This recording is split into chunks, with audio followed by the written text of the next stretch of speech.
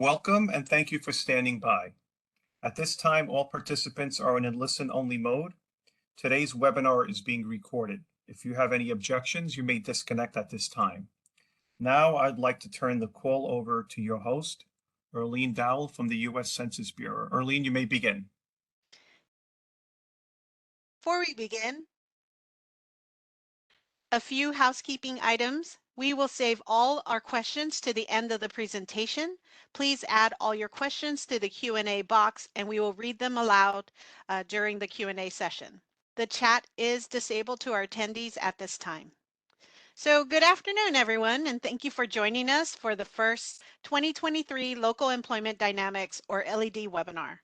On behalf of the U.S. Census Bureau and the LED Partnership, in collaboration with the Council for Community and Economic Research and the Labor Market Information Institute, it is my pleasure to welcome Patrick Clapp as he presents the disproportionate impact of the COVID-19 pandemic on women in the workforce. Women in the workforce face steeper job losses and slower job recovery than men across the nation due to the COVID-19 pandemic. Patrick will share research prepared using the LEHD program's quarterly workforce indicators, or QWI, data with breakdowns of which industries were heavily impacted, how the impacts to women differed by state, and what recovery looks like in the latest available data. Patrick Clapp is an economist at Chmura Economics Analytics, a labor market software and consulting firm with locations in Richmond, Virginia, and Cleveland, Ohio. Chmura's JobsEQ software and custom consulting studies are trusted by clients across the nation to help them make informed decisions about their labor markets. Over the past 9 years with Chmura, Patrick's work products include workforce supply and demand analyses, targeted industry reports, economic impact studies, and economic forecasts. He holds a bachelor's degree in economics and government from the College of William and Mary and a master's degree in applied economics from Johns Hopkins University. With that, I welcome Patrick. To unmute myself. Thank you, Arlene. I'm excited to be here again and share an update on a topic that I've discussed through this webinar series before. There's been, we first took a look at some of this data in late 2021, and a lot of the data was preliminary and raised a lot of great questions. So coming back to it today, here on Valentine's Day in 2023, it's some interesting updates and to see where things are going, and answer some of those questions and maybe raise a couple more. So I'm excited to share some of that data love with you today, and I'll go ahead and get right in and show you a preview of some of the topics that we'll discuss. It's been clear from the start that women face steeper job losses at the start of the pandemic, and those jobs were being recovered more slowly than men. A lot of that impact can be explained by some of the industries that were most heavily impacted. And there's also some significant regional variation in that impact and recovery, where different states experienced this employment impact differently, and the recovery as well. And then we'll end on some of the latest possibilities of what's keeping some women out of the labor force and what things are looking like in the latest data and possibly in the near future. So from the start of the pandemic, women face steeper job losses than men. The pandemic really first started impacting employment in March 2020. Right at the end of the first quarter. So you see a small drop in some of this data. But in this chart, we're looking at quarterly change in employment by gender. So women are in green here and men in orange. And you can see a much larger drop in female employment here, almost 13% compared to the fourth quarter of 2019 for women versus about 12% for men. Where do these data come from? As Arlene mentioned at the start, the quarterly workforce indicators data set from Census provides a lot of detailed information that's going to be used throughout this presentation. That is one of the few places where you can break out employment by multiple details, such as gender, age, educational attainment, and by industry, which really made a lot of this analysis possible. We also paired that with data from our platform, JobsEQ, to help bring those data forward a few quarters and look at the latest, which brings us up through the third quarter of 2022. So following that initial steep decline due to the pandemic, jobs started coming back very quickly in many industries. By the third quarter of 2020, you start seeing some of those jobs returning, but again, at a faster pace for men than for women. And that trend has largely continued during the recovery, so that by the third quarter of 2022, the latest data that we can look at here, men have recovered slightly above pre-pandemic levels, 104% of where employment stood in the fourth quarter of 2019. And in good news for the timing of this topic and check-in, women have finally just reached 100% of pre-pandemic employment as of the third quarter here. Another way of looking at some of those gender differences is looking at the gap between employed men and employed women at the national level here. At the fourth quarter of 2019, about 5.3 million more men were working than women. This has been a long-standing trend, but really sharpened during the pandemic as the certain industries were hit particularly hard, and the pandemic took effect on employment. The gap widened to 5.4 million in second quarter of 2020. By the third quarter, as that recovery started and female employment started recovering at a slower rate, you can see the gap widened even further to 6.7 million fewer women and men working in the nation. Going forward, as we saw, the recovery for employed men has been moving a little bit faster than for women, generally keeping up with the kind of national recovery, but a slight increase in the gap here with about 5.6 million fewer women than men working at this point in 2022. So I mentioned some of the industries that were hit hardest during the pandemic, and that's really, I think, helps shed some light on why women were impacted heavily here. The chart here, just to walk you through it, from left to right, we're looking at the percent of female employment in an industry. So healthcare and social assistance, for example, is about 80% women employed in the industry. Educational services also has a high percentage of women. On the left side here, some of the more traditional male occupations are showing up: construction, manufacturing, mining, quarrying, and oil and gas extraction, for example. On the vertical axis, we look at the change in employment from the fourth quarter of 2019, or pre-pandemic, to the worst of the pandemic impacts in the second quarter of 2020. So the chart here has the line for 0% and all of the negative impacts showing below here, where the further down you go, a much greater impact at 30–40% for accommodation, food services, and arts, entertainment, recreation.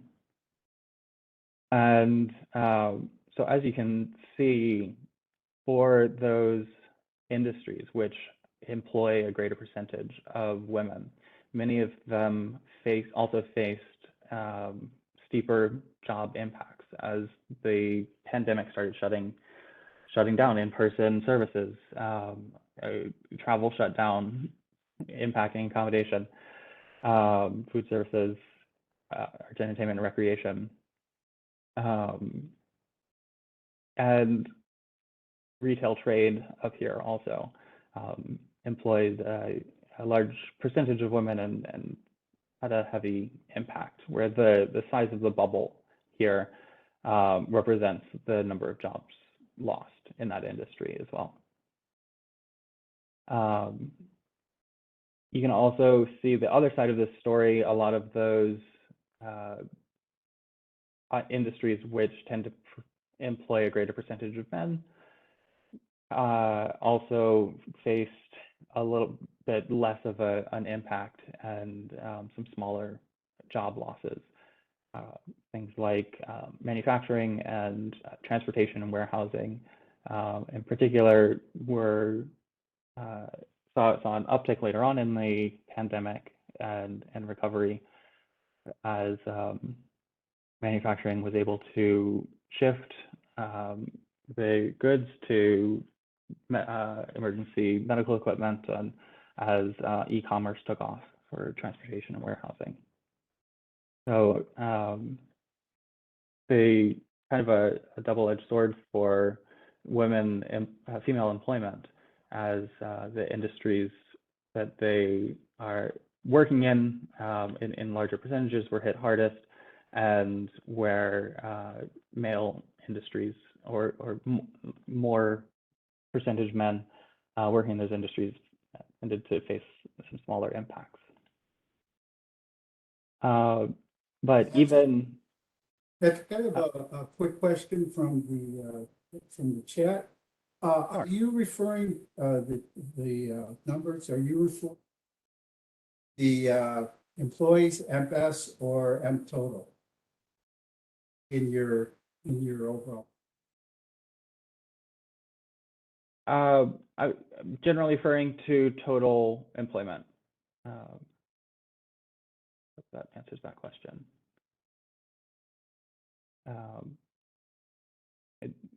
Generally, total employment within the industry and broken up by gender. So when we look at even the breakdown by sector, some of the within sector job losses differ. So accommodation and food services, for example, saw a very steep decline and sharp decline as the pandemic broke out, and women tended to face a slightly higher percentage of job losses. Female employment declined about 37% compared to men's 36%. That 1 or 2 percentage point difference holds for several of these industries. In transportation and warehousing and manufacturing, for example, women were more likely to face some of those job losses. And in other services, much higher percentage of those job losses were for women. And looking at the recovery, in many of those industries, women have also faced a slower return to employment in those industries. Retail trade and arts, entertainment, and recreation over here, for example, looking at a much lower percentage of jobs recovered, where 100% here would be a return to pre-pandemic employment levels for that gender in that industry. Something like finance and insurance has really grown. It was easier to transition a lot of those jobs to remote work and so the industry faced less of an impact at the start of the pandemic. So the recovery has been a lot faster and even growing beyond where it was in 2019. But the number of men and the recovery for men in this industry is similarly a lot higher than for women. I also want to point to, it's interesting to see healthcare and social assistance show up here. This is, of course, industry in high demand and it's faced a lot of challenges over the pandemic.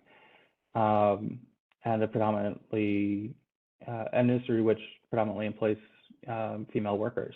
And so the percentage of male employees within this industry has recovered about 1.5 times where it was pre-pandemic, but the percentage of women is only about 90% of where it was pre-pandemic. And I think this speaks to some of the challenges faced by this industry, some of the burnout that we're hearing about overworked healthcare workers in this industry, and some of the possible transition to other careers that we might be seeing from some of these workers. And another part of that story, I think, is looking at those industries where female employment has recovered more or faster than for men. Accommodation and food services is about equal, slightly faster for women. But we're seeing a lot more female job recovery in areas like manufacturing, transportation and warehousing, where the traditionally more male employees, but which have fared a little bit better during the pandemic and maybe offered some opportunities for people and women in particular who might have lost their jobs to transfer into some of these industries. Also, the real estate and professional scientific and technical services and construction stand out here as areas where female employment has really recovered well above where it was prior to the pandemic. So far, we've been looking at the national level, but the picture can really change quite a bit and get really interesting at the local level here. So I've got a couple maps here, and I'm breaking down a lot of what we've looked at, but revisiting it from the perspective of states. So here, this map, we're looking at the peak pandemic job losses, second quarter of 2020. But instead of looking at absolute job losses, it's comparing the difference between women and men in the jobs lost. So anything in orange or red is going to indicate that women lost a greater share of jobs, or female employment declined a lot faster than for men. And anything in blue is the opposite. So the revised data here that we're looking at show that Mississippi and Arkansas in the darker red here had the largest percentage point difference. And we can see if we dig into some of the industries that more women lost jobs in retail trade, arts, entertainment, and recreation, like we talked about, the very hard hit industries, but also in healthcare. In the Northeast, New Hampshire, New Jersey, Vermont, Maine, the swift shutdowns at the start of the pandemic impacted a lot of those in-person service jobs. And there's a little bit less concentration of some of the jobs which were a little bit less impacted, like manufacturing or transportation and warehousing, which might have helped some other areas. The states in blue are where women lost a smaller share of jobs than men. In these areas, the losses in accommodation and food services and other hard-hit areas tend to be more even in gender. We saw a few less women leaving And there were some better opportunities and better impacts in some of the remote work areas or more resilient areas like finance and real estate and professional and scientific and technical services. Looking at the recovery, so here we're through 2022 Q3 again. And again, looking at the percentage point difference in female and male recovery. Anything in blue, you're seeing women recover much faster than men. Anything in orange or a deeper yellow is going to be women's recovery trailing men, as we've seen for a lot of the pandemic and recovery. It's actually surprising a little bit to see the amount of blue here. The recovery in industries like professional, scientific, and technical services and real estate have really boosted a lot of the recovery overall in many of these states. The darkest orange here is going to be in Arkansas, Mississippi, and Nebraska. In those states, interestingly, employment overall has recovered for men, but not yet for women. And so you're seeing a lot of the trailing recovery there. States in gray or very light blue are going to be, again, the more closely matched recovery. I saw in many of these more evenly matched decline in some of those hard hit industries like accommodation and food services, and I'm seeing an even recovery in those industries as well. So less of a difference showing there. I also wanted to show here, speaking of overall recovery, the just general job recovery by state. So we're no longer dealing with percentage points here. 100% here indicates return to 2019 Q4 employment. And you can see as of the latest data here, many of these states in gray, light orange, light blue are only just reaching pre-pandemic levels for women. In most of the states in blue where women have recovered 100% or more of jobs, men have also recovered employment. So you can still see some of that trailing recovery, but women generally in these states are returning to work at levels above the pandemic employment. Some of the exceptions I've called out here: Wyoming, North Dakota, California, Oklahoma, Indiana, and Minnesota. Women have recovered jobs, but men have not to pre-pandemic levels, which is interesting. And some of the darker orange here in these states, women recovery is only at, in the case of New York, 78%, maybe 82% for a couple of states here of what it was prior to the pandemic. So still a long road to go in recovery, and some slowdown in economic activity lately and possibly going forward, which can make it potentially even more difficult to regain that employment. And for these states, employment for men has also not fully recovered yet, at least in this data. So a lot of growth still to go to get back to pre-pandemic levels. So we've seen that the picture can really vary by state, but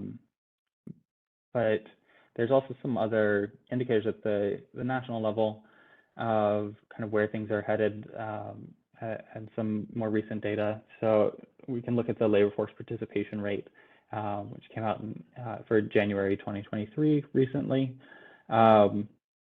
And for both men and women, fewer people are participating as of January this year than were prior to the pandemic. You see the sharp drop as people stopped looking for work and became and lost their jobs, and a gradual increase that has it appears to have started stalling out a little bit below the level that it was prior to the pandemic. I included a longer time series here because labor force participation rates have been declining for many years now for both men and women, driven primarily by demographic changes. As the baby boomer generation approaches and enters retirement, a large chunk of the labor force is no longer employed or looking for work. And it's possible that the level is going to remain low and hover at just at or below where it was prior to the pandemic for a while. But there is also some good news here in looking at the prime age participation rate. We look at ages 25 to 54 years old. It's typically when people have finished up education to a large extent and not looking at retirement yet. It's why we typically refer to it as the prime age. And as of the latest January data, the participation rate for women has reached basically where it was prior to the pandemic. A brief bump up here in late 2022 before dropping off, but it looks like there might be a gap in the numbers here. It's at 76.9%. So I think we can call it close enough recovered. So that digging below the top line number, you can see a bit of a good story in women, at least in this prime age cohort returning to work. But we saw some major differences at the state level, and overall labor force participation below where it was prior to the pandemic. What are some factors that are keeping people out of work? There's been a lot of speculation, and we have a couple of data points that we can point to, but a lot of the stories and insights tend to look at for women and for men in several cases. Childcare issues have really come to the forefront in the pandemic. We did see a big jump in return to work when schools got back to in-person and regular schedules. Fear for health in some of those high contact jobs, and many of which are held by women, and as we saw, some possible transition away from some of those jobs and growth in other areas. Retirements and changing careers, as I just talked about, and dual income households have also been proposed as a way to make up for some of the income losses of not having both people working. The Bureau of Labor Statistics regularly, as part of its survey that eventually becomes the unemployment rate report, asks people who are available to work now, but not really looking. They're called marginally attached. What are your reasons for not looking for work? And they report it by gender again. So ill health or disability, for example, is pretty similar, and has been interesting to watch as the pandemic and COVID rates have changed. But where you start seeing some big differences by gender is women are more likely than men to report discouraged over job prospects, possibly about looking at good careers to change into, and good jobs to make it worth going to work. And family responsibilities are more likely to be cited by women here than men as well. On that childcare, it's worth noting that employment in childcare services is still 4% below pre-COVID levels. That's almost 50,000 jobs. That you can see the significant drop off. This is a 4-quarter moving average, so the COVID drop off is spread out a little bit further. But through the third quarter of 2022, still seeing employment levels well below pre-pandemic. And that childcare decision, in many cases, taking a lower paying job and putting your kid in childcare can be basically equivalent in terms of wages breaking even or just barely offsetting some of those childcare costs.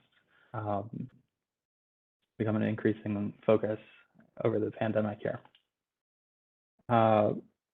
It's also worth talking about the impacts of the health impacts of the pandemic.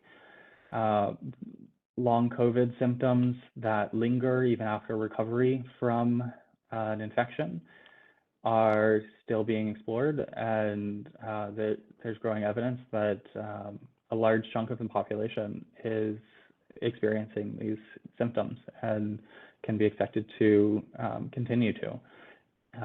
This website, the Solve Long COVID Initiative, has put together an estimate of about 2 to 4% of the U.S. population, which would be about 7 to 14 million people and potential workers, may have contracted COVID and experience long COVID and result in long-term disability, which would remove them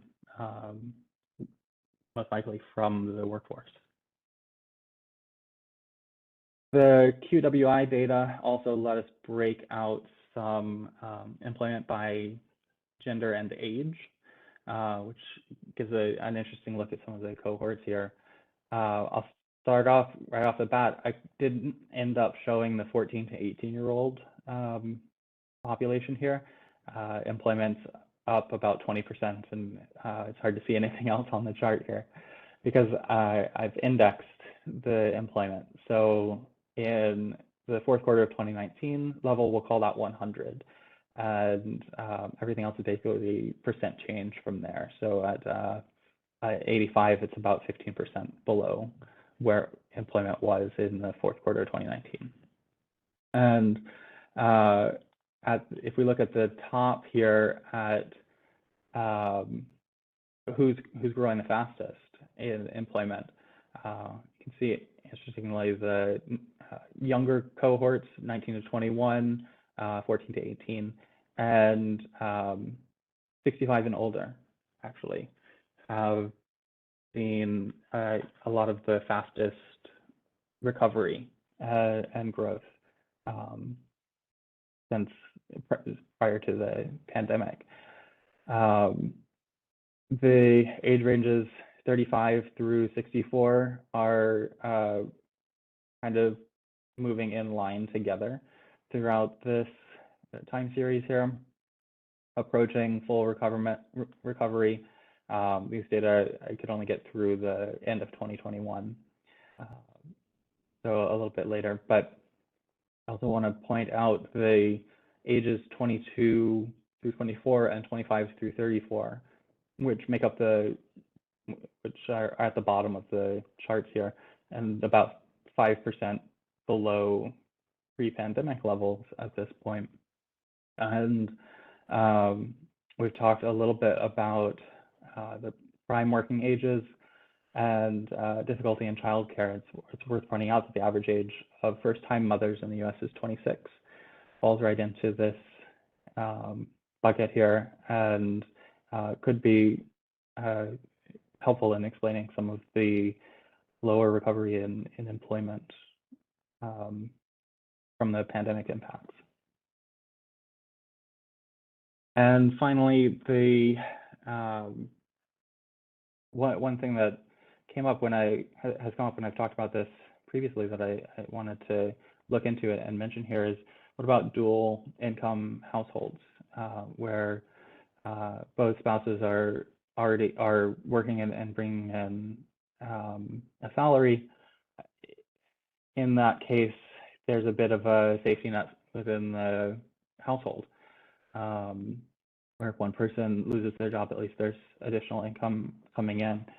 And the Indeed hiring lab does a survey every once in a while of a similar group to who we were looking at before, unemployed workers who are just not urgently searching right now, and break it up by gender. So the time period here is early to mid 2022, but still I think gives an indication of some of the intuition behind some of the data that we've looked at, where again, women are in yellow and men in green here. You see a much larger percentage of women citing childcare as a consideration for why they're not searching urgently, and spouse employed, almost half indicated that was helping their job search or non-search at this time. So just to recap some of what we've talked about so far, a lot of those hardest hit industries at the start of the pandemic were more likely to employ women.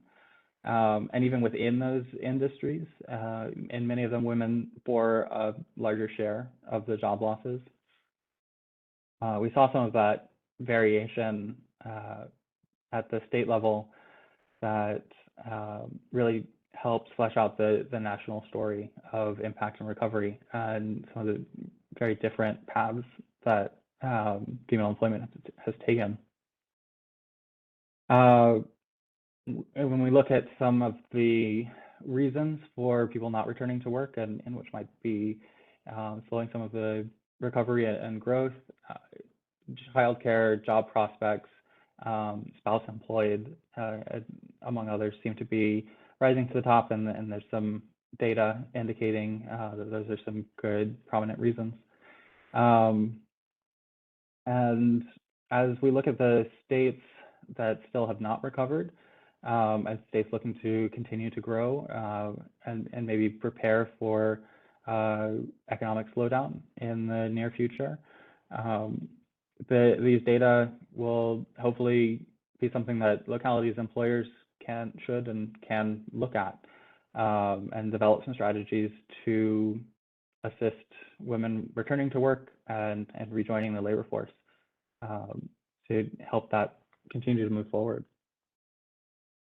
That brings me to the end of my slides. So I'll turn it back to Dave to see if we had any questions. Yeah, thanks. I'm gonna jump in here just really quick. So thank you, Patrick. And again, before we get to the questions in the Q&A, the presentation will be accessible on the Census Academy website at census.gov/academy under the webinar tab. Anthony has already added the link in the chat. And again, please type all your questions in the Q&A, and the chat has been disabled to our attendees. So go ahead, Dave. Thanks so much. So a couple of questions here. The first one clarifying the employee-S and employee total. So you answered employee total, not full quarter, correct? Let's see. Yeah, I'm just looking through the Q&A. It's the yeah, it's looking at the data that most closely aligns with the QCW data, which I believe is at the end of the quarter. I'm open to correction from anybody from Census who can answer that, but as well. But yeah, there's some different definitions of what the time period is. In general, I tried to keep it in alignment with the QCW employment to match it up with some of the other data that I was looking at. The next looks like a comment that from social assistance includes childcare, which had huge issues during COVID and is still recovering employment-wise. It's very prescient of you, Michael. I hope you saw, we definitely covered that a little bit later in the presentation. And then Roy, Becky said, I agree with what you're saying about healthcare. Also, it would appear that women tend to be represented in greater proportion to men when it comes to certain types and level of health and patient care occupations. CNAs, nurses' aides, and LPN tend to be employed in long-term care facilities where there's already probably a high level of burnout and turnover, but possible that many women working chose to leave those jobs due to safety concerns during COVID. Yeah, that's a good comment. I don't think, even if you're not dealing, even if you're working in healthcare and not dealing directly with COVID patients, I think a lot of the extra burden on any healthcare setting, fear of transmitting the virus, of those high contact jobs, and particularly in long-term care facilities or areas that may be dealing with particularly vulnerable populations. That's a recipe for huge increase in burden, burnout, and high turnover, which is definitely going to contribute here. And then the next question is there a percentage point difference for data for Alaska at the lower 48? Yeah, that's a great question. I focused on the lower 48 here, and I should have mentioned this,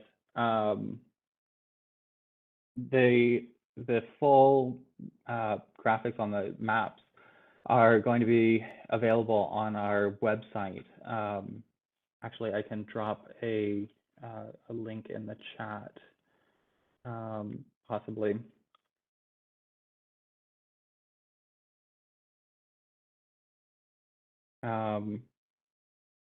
Link to our website there, and the blog section will have an interactive map where you can hover over each of the states and see detailed information for each of the data points.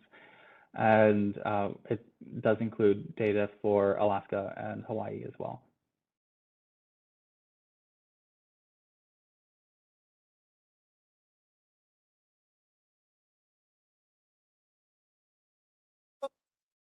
Question came from Scott. It says, I'm confused about what the percentages are actually mean. Yeah, what the percentages are measuring. Yeah, I looked at a couple and went through them a little quickly. In broad strokes, the percentages would be looking at percentage job change over a certain period. In some cases, we looked at percentage of employment in an industry, which was male versus or female. Probably the most confusing were some of the maps. We're looking at percentage point differences, where if it's say employment for women declined 10% and for men declined 8%, the percentage point difference would be 2. And that was specifically on slide 12.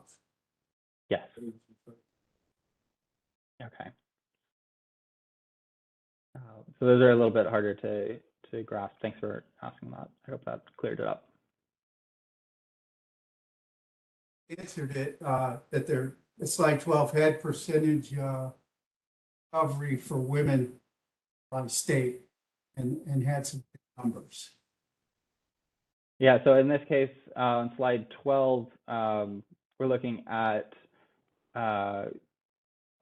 percentage recovery by women. So 100% here is going to be 100% of the jobs lost at the start of the pandemic have been recovered. Employment level is back to where it was at the end of 2019. 200% indicates the jobs have fully recovered, for example, and continue to grow to even twice as much as what was lost.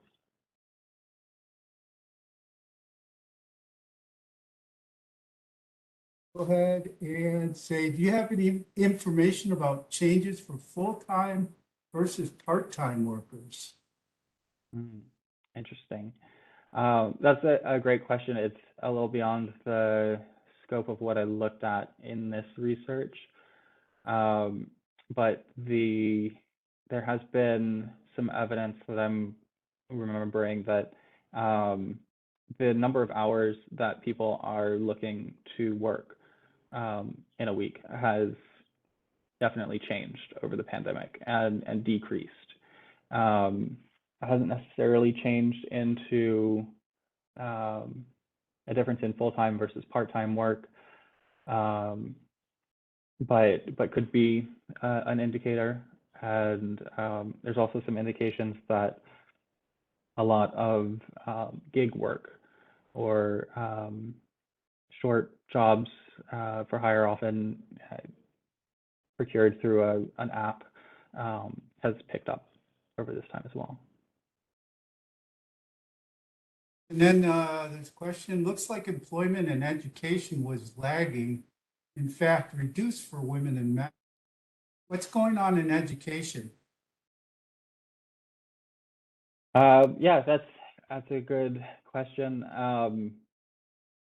There are a couple things in here, and one thing to mention is there tend to be a lot more women employed in educational services than men.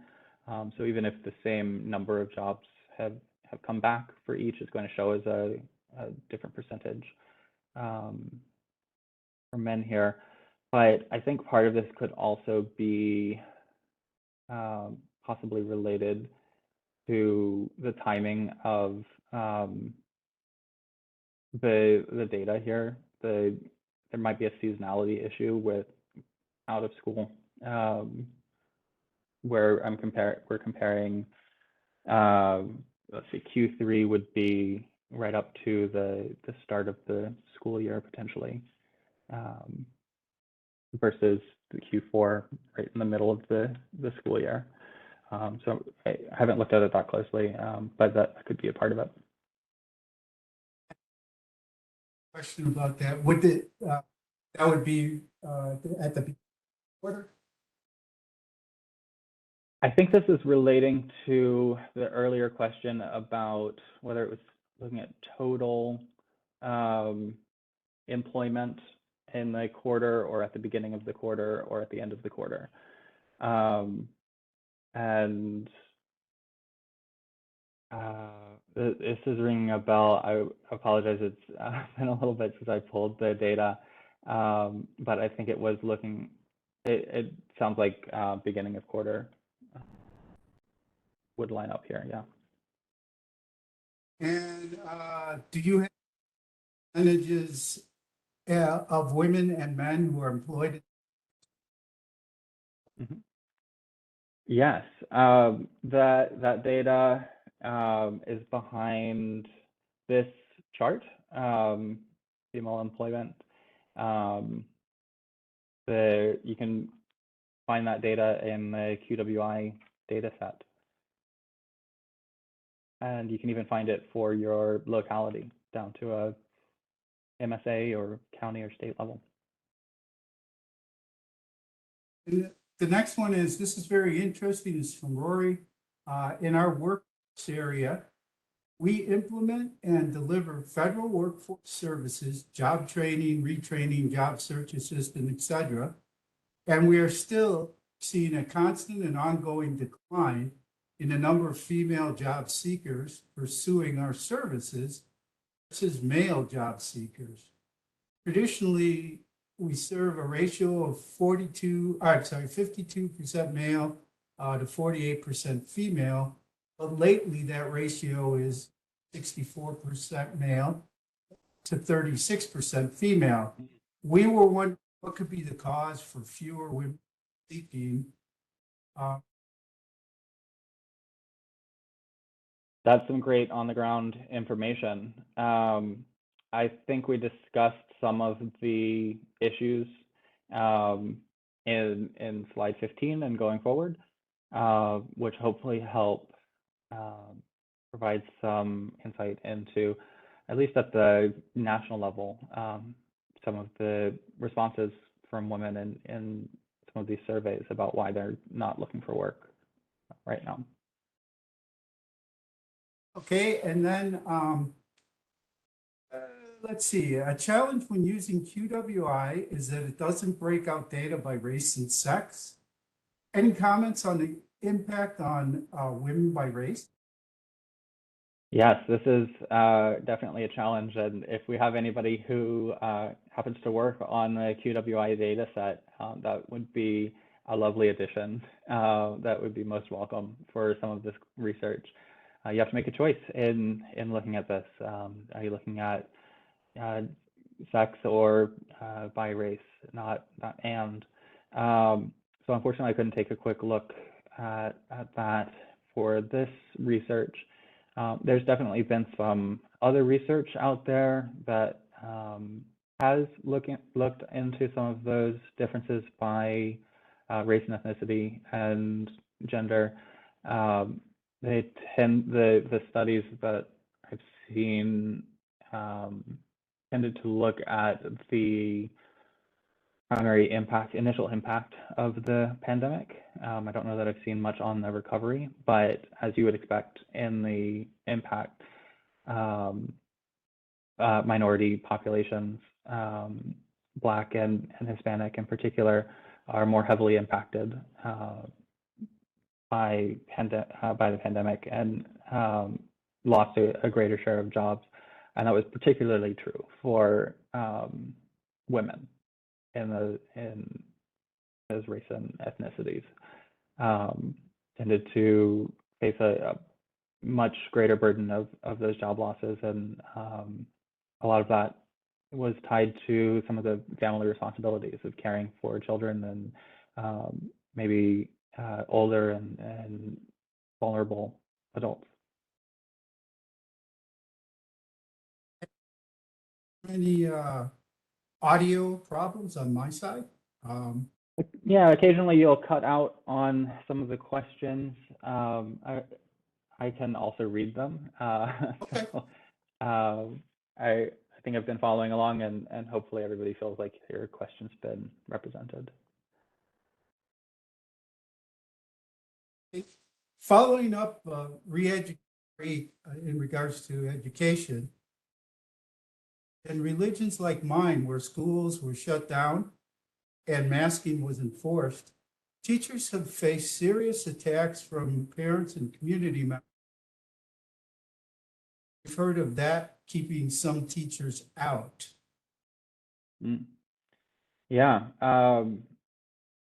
So just to reiterate some of the attacks on teachers and some of the additional burden that educators have faced during the pandemic. I'm glad you brought that up. I was remiss in not talking about that earlier with some of the education recovery. I think we are seeing a lot of burnout in education. I think many teachers who were right on the cusp of retirement and may not have been considering retirement prior to the pandemic decided to retire a little bit earlier than they might have under other circumstances, rather than face some of these impacts. And I think that is definitely contributing to some of the longstanding issues in recruiting teachers and retaining them in the profession. What's your conclusions on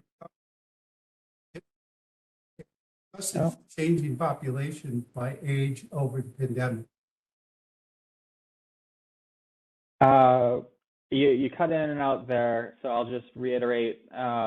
Conclusions on recovery by age, would they be different if adjusted for changing population by age over the pandemic? That's a good question. I think when we're looking over longer periods of time, the changing age in the population becomes a significant factor as you look at some of the generations, like the baby boomers generation, moving through different phases of work, life, and approaching and entering retirement. During the pandemic, it seems like it's been forever, and it sometimes feels like we've maybe lost some time there, but the aging over that time period is going to be probably a factor to some extent, but I'd say less of a factor on a shorter time frame like the pandemic and recovery that we're looking at. Dave, I'm going to go ahead and take over just do. because of your audio. So Okay. this is a comment from one of our attendees. It just says lack of childcare. With an exclamation point, yeah. I think I hit that in a couple of different places here. Right. And the next one is, thank you, Patrick. I couldn't remember which slide that answer was on. Thank you for redisplaying it. No problem. And then another question is, in the graphic with recovery of youngest and oldest groups, number one, why do you think there is a sharp increase and then decline for ages 19 to 21 during 2021 quarter 2 to quarter 4? Number two, is the faster recovery of age 65 plus because they are less likely to have school-age kids, or did you find something in the types of jobs held by women in this age group that would explain this? It's a great question. I don't have an answer in the data for you, unfortunately. I know that looking at the 19 to 21 age group, not sure what exactly might be behind the decline, but I know that the rise, the pandemic kind of reshuffle of jobs has been particularly good for younger workers in entering the labor force and finding jobs. As those openings, which may have been filled by some older workers previously who are no longer in the labor force, open up. It opens up opportunities either directly for some of the younger workers or ripples down the career chain into opening up opportunities for some of the younger workers to enter. So those younger age cohorts have really, it's a really positive story actually in employment over the pandemic. There's been a surge of employment growth there.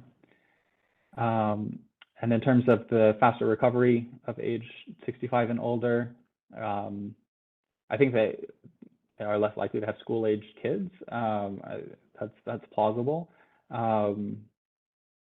I didn't find anything specifically in the types of jobs that might explain that. But I wouldn't be too surprised to see return in some of the professional and business services, finance, that kind of area that could be done remotely, and where you can see some of the older ages returning to work more easily. Okay, and then there's just two more last comments. The first one is, I believe Fred UI data has the ability to filter by gender, racial, ethnic categories. And then another that says, thank you for sharing this data. Did you want to comment on that last question about Fred UI? Sure. Happy to share the data. The Fred UI data does have a wealth of breakdowns. It's hard to get that combination that we talked about, like by gender and race and ethnicity. And those are really available at the national level. And I was particularly interested in the QWI data set here to look at some of the regional variation. But that's a good resource. Thanks. All right. Well, thank you everyone for joining us this afternoon, and thank you to Patrick for his excellent presentation. You can always tell how great the presentation is by the questions that are asked. Patrick, would you like to make any closing remarks? Sure. This is always a great topic and great questions. So thank you for having me and for such great participation. So I'm just going to take a little moment here to share my screen. Can everyone see the screen up right now? Oh, nope, it's on the wrong side.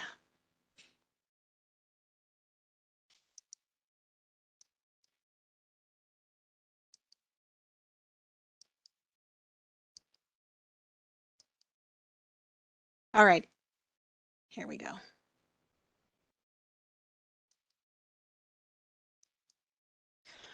All right, so thanks again, Patrick, and please join us as our LED webinar series continues on March 15, when Jacob Dawkins presents benefits of using census data to recruit students into liberal arts program. Also, don't forget to register for our 2023 LED Partnership Virtual Workshop happening from March 28th through the 30th from noon to 5 p.m. Eastern Daylight Time. During these workshops, these are where our webinars come from. So Patrick was one of our presenters last year. So you might find a lot of information there. So you can use that QR code to register. And our keynote speaker is Jesse Rothstein, a professor of public policy and economics from the University of California, Berkeley. So until then, on behalf of the U.S. Census Bureau, enjoy the rest of your afternoon and thank you for spending your day with us. That concludes today's session. You may disconnect at this time.